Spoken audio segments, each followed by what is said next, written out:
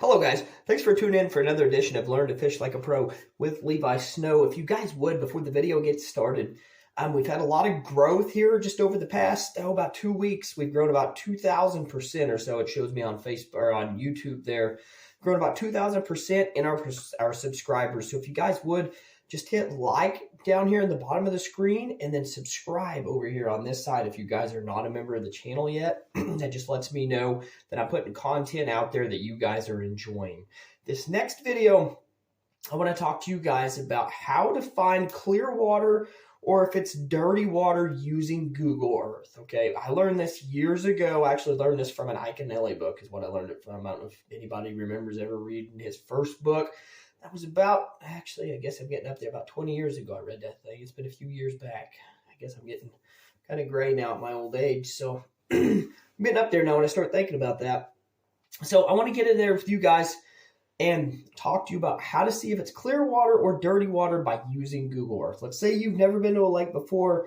You're going to fish a tournament there. You don't know what the water's like. You don't know if it's dirty. You don't know if it's clean water.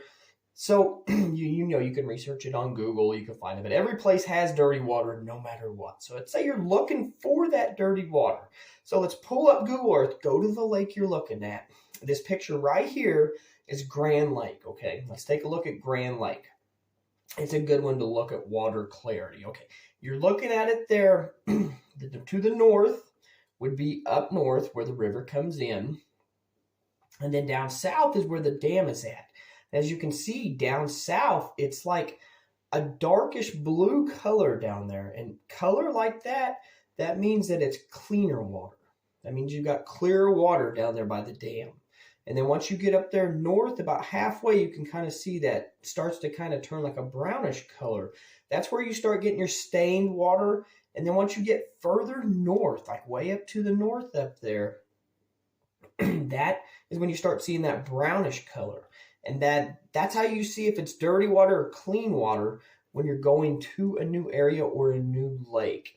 So just remember that anytime you got to go to a lake you haven't been to, you don't know anybody that lives there, you don't know anybody around there, you've never talked to anybody that's fished that, the way to tell the water clarity is just by simply using Google Earth.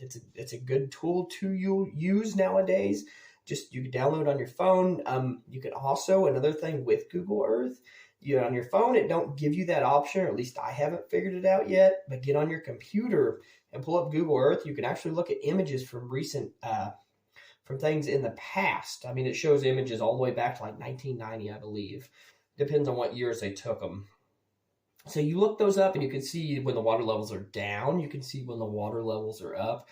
And then you can Google that information and find out what that water level was at the time, because it'll show you the exact date that picture was taken. Like, let's say it was taken, in January 15th of 2005. It'll show you that right on there on the computer.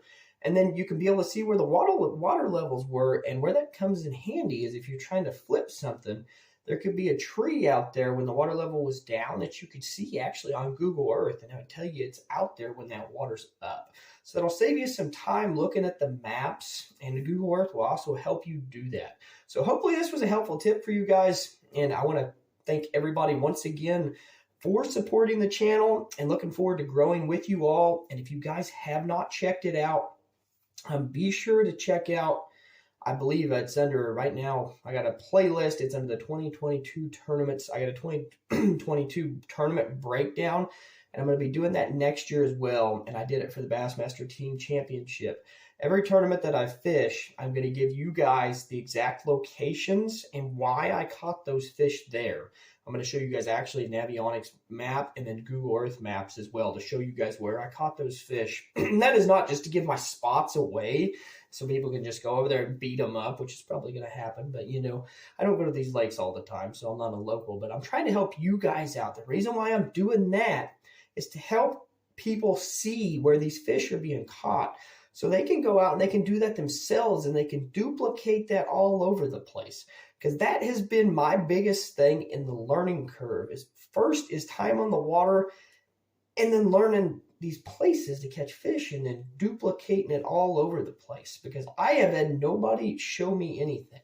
everything I have learned in bass fishing, I didn't have no mentor. I didn't have nobody to jump in with. I didn't have a dad that fished. I didn't have an uncle that fished. I didn't have nobody to go out with. I bought my first boat when I turned 16. I did grow up here fishing in the pits, and my dad didn't fish either. So I just learned everything. Just me and my cousin got together, and we just go out and throw whatever we could.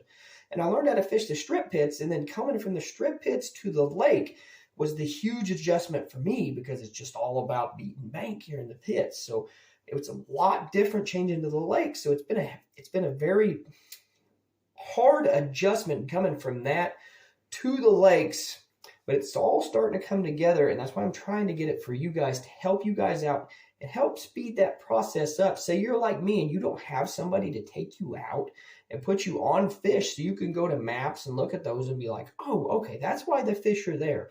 That is why my channel is here, to show you guys where those bass are caught and where I'm catching my fish in these tournaments, so you guys can go out and make yourself better anglers. That's why my channel is here, to help you folks. Like I said, I'm not worried about giving away. There might be some locals that get mad because I'm giving away local spots that they don't want given away, but that's why my channel's here, guys. So like I said, I want to appreciate every one of you for supporting the channel, and I look forward to growing with you guys. If we continue to grow at this rate, we will be getting bigger and bigger and bigger, and I'm looking forward to getting 2023 started, guys. And if you do fish the strip pits of the mine land area here in Southeast Kansas, be sure to check out my pit breakdowns. I'm trying to break down, I got 3 of them up right now, over pit 44, pit 27, and pit 41, which is Brutus, Prune Pickers, and Penders or Groves Pit, I've also heard it called. So I got 3 of them up. I'm going to try to do another one. I had to do some stuff for the Bass Club today, a video on it, to get that up there over the schedule.